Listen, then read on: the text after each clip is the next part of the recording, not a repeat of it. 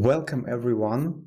In today's video I will show you how you can render a dual display video even if you don't have the second monitor plugged in. So what do we need to start? Actually, I have a virtual machine newly deployed that I already configured the commerce scale unit and the cloud POS and the hardware station. I activated two devices, one for Store Commerce for web and the second one Store Commerce for Windows, and I will show you how with little tricks you can show this dual display window. So what do you need? Let's go first to our headquarters and open the hardware station profile. And here we need to activate the dual display in use checkbox. So because this is a demo database, we already have a virtual peripheral profile which I will use together with virtual peripherals simulator. So what you need to do is just open the hardware profile, select the virtual, edit, and activate the checkbox. So let's save that. And the second step, we need to open the distribution schedule and run the job for the 1090. Click run now. Okay. And as well, if you stop the batch service as I'm doing that, then you need to actually start it in order to process the data, to create a data package. So let's start it quickly and enable that. And you can check the status of the data job from the retail and commerce IT workspace. And we need to wait a little bit until this 1090 job will be processed. So it may take several minutes. At the same time, what we need to do from the commerce for website. So we don't need to sign in. We just need to keep it there. And we need to press F12. And then it will ask you, okay, do you want to open the DevTools? And we say, yes, we would like to. And for the convenience, I would like to use the external window or separate window as a dock location. So let's do that, and we will have the separate window.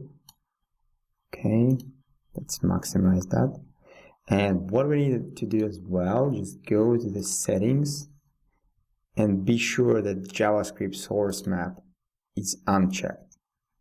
And then we can close the settings and go to the sources.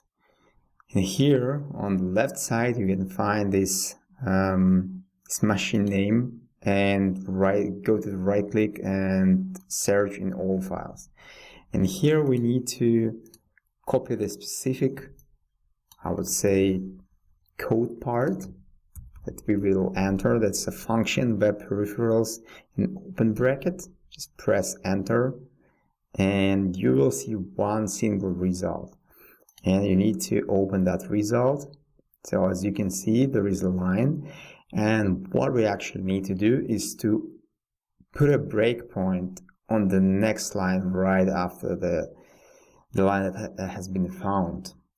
And at this point of time, we are ready to sign in. Let's just check if we have our job applied. Yes, it's already completed. So the status applied means it was copied to the database, to the channel database itself. And we are ready to continue actually. And what we need to do is not to sign in and just press F5 to refresh the web page. And now you should hit the breakpoint, so the JavaScript code execution should be stopped. And what you should be able to see on the right side of the DevTools, you have the Scope Fast tab, and you have this like variable that you can change, just double click on that and provide the true instead of false. So it says that is dual display available, and we say yes, of course, it's already there, and just click resume the script execution. And as soon as you've resumed and you go back to sign in, just sign in, and voila, it's actually there. So you can check that we have one product in our transaction, and we could see the dual display, which is actually could change if we remove transaction, or if we will add more products. Let's check it out. So it's empty, and if we will add something different, gloves, I don't know, whatever.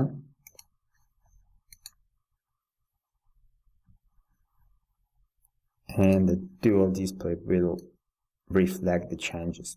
So it's quite convenient because you could use this window to move it around and check how it works, even if you don't have the second display plugged in. So the second part, how you can do that for the store commerce for Windows, it requires Visual Studio and a little bit of debugging, but anyway, it's quite simple. So let's try this out as well. So what we need to do, we need to start the Visual Studio first.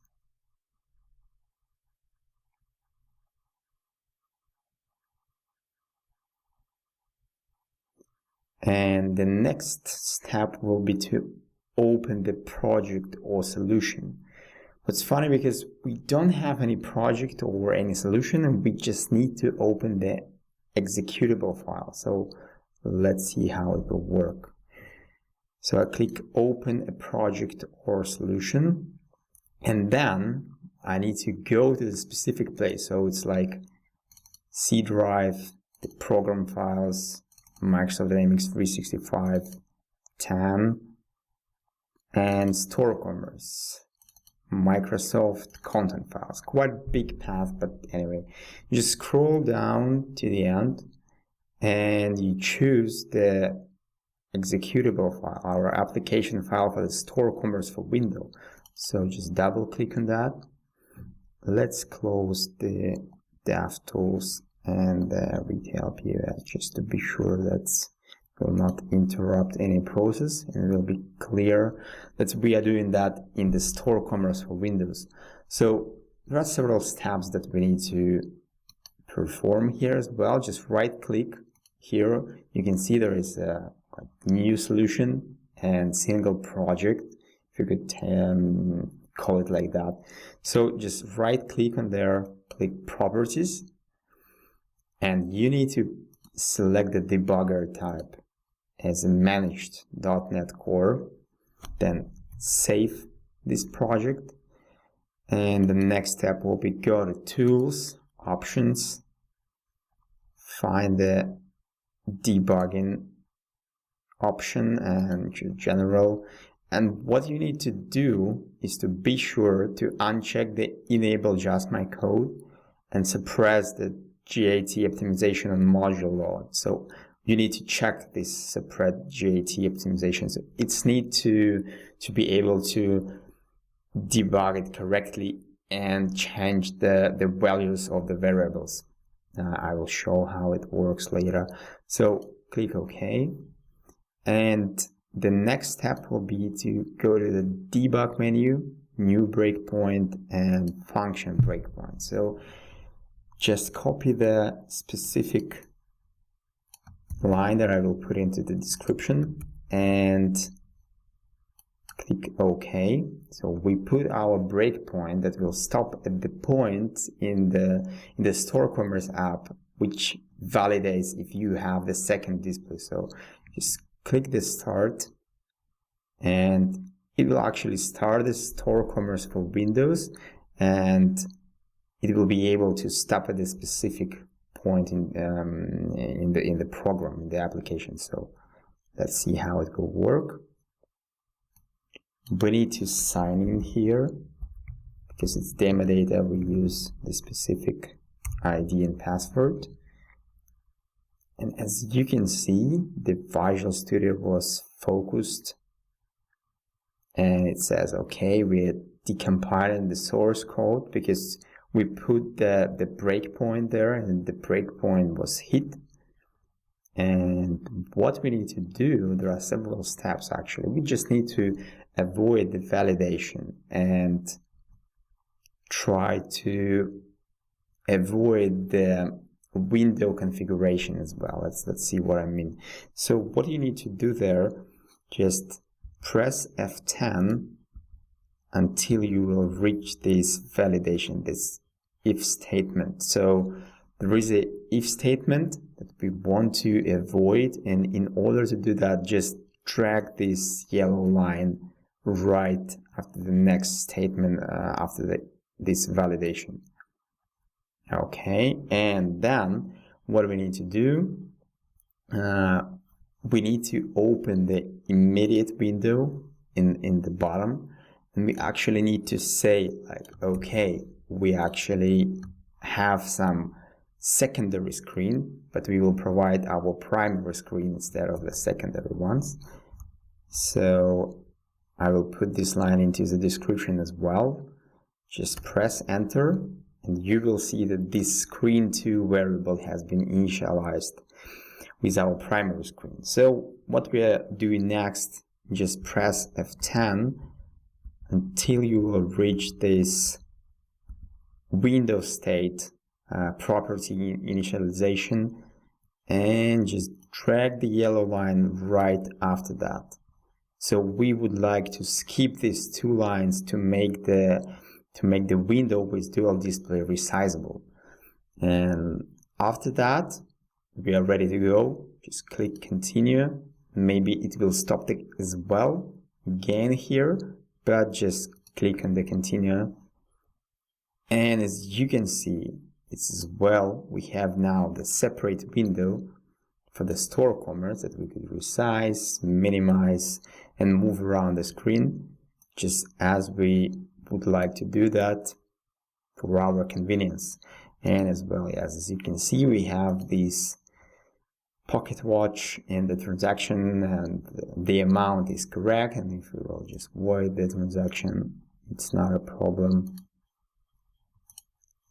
It will say, okay, it's empty. So I hope you liked it, and please like my video and subscribe. So thank you very much for your attention. See you later.